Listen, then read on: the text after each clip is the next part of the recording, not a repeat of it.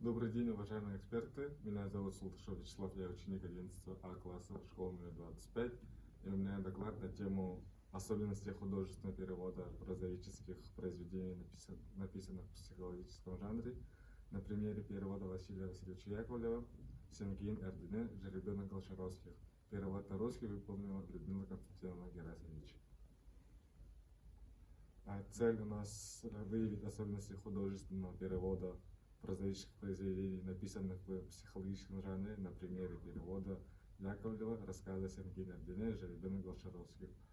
Задача у нас будет изучить особенности психологических произведений. Второе, выявить особенности художественного перевода прозаических произведений. Третье, изучить творчество писателей Василия Васильевича Яковлева и Сенгина Эрдене.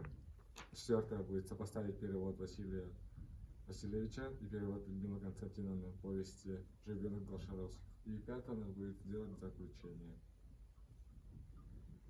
Психологизм литературы – это способ изображения душевной жизни человека в художественном произведении. Так, дальше. В литературе есть три формы психологизма. Это первое – суммарно обозначающийся психологизм, косвенный психологизм и прямой. Непосредственным объектом переводческих деятельностей является не сам текст как упорядоченная совокупность языковых единиц, а его смысл, который, как известно, не равен совокупности значений этих единиц.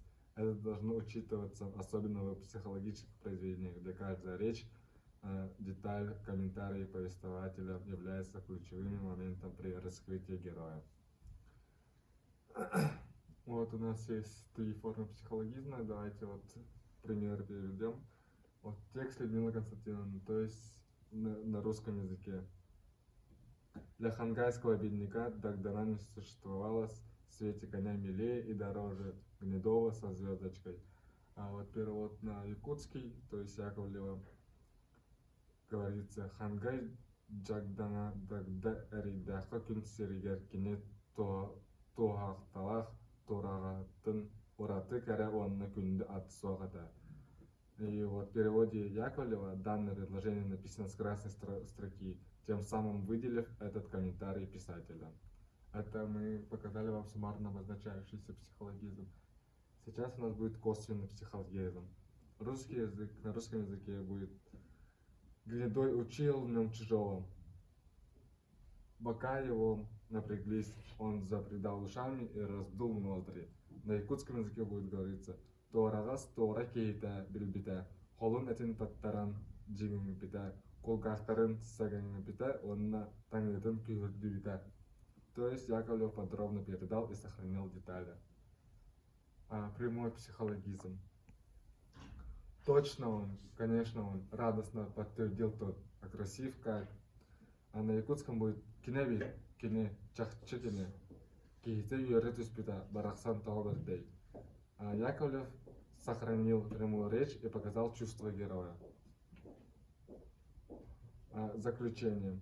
Таким образом, мы выявили, что, вероятно, якутский писатель Яковлев, Василий Васильевич Яковлев и монгольский писатель Сенгин Эрдене были знакомыми, так как учились в высшем литературном курсе при литературном институте имени Максима Горького в одно и то же время. Также мы выявили, что при переводе психологического перевода важную роль играет передача смысла идеи переводимого произведения, замысла автора, благодаря которой раскрывается характер персонажей.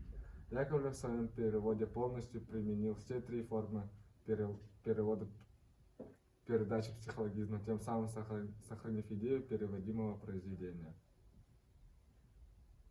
Все, спасибо за внимание.